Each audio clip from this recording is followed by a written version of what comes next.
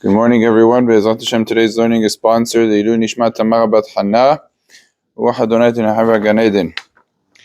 As well as Minha is going to be 5:35. Please be on time.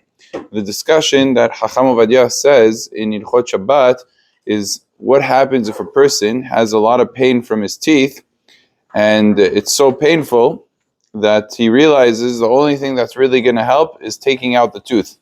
Is one allowed to take the tooth out on Shabbat? Is it mutar to take out a tooth on Shabbat? So the truth of the matter is, for a Jew to take out a tooth on Shabbat is asur to do.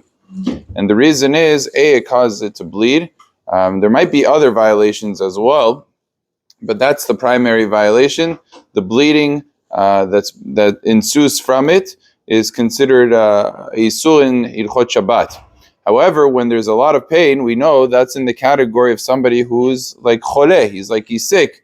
And anytime there's a person who's sick, you're allowed to tell a goy to do something, even if the prohibition would have otherwise been a Torah prohibition.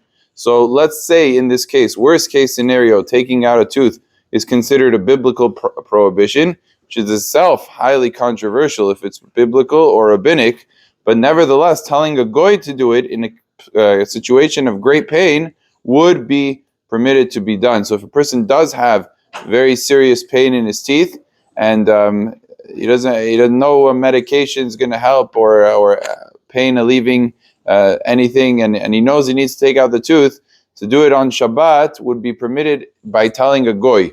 But to do it himself, that's not allowed to be done. There's only one extreme case. The extreme case is when he's in so much pain, it's very, very painful that it could even be considered to be dangerous. And there is such a thing that sometimes people with very extreme pain in their teeth, could be from infection, could be other things. There's other machalot, other diseases that it could actually be life-threatening. And if it gets to a point where it's possibly where you could consider or view it as a life-threatening situation because of the pain, so then even a Jewish doctor would be able to do it. But otherwise, in a normal case where there's just pain, but it's not life-threatening, then you would have to tell a goy to go ahead and to do it, and a Jew would not be able to take out the tooth himself. Baruch Adonai le'olam. Amen ve'amen.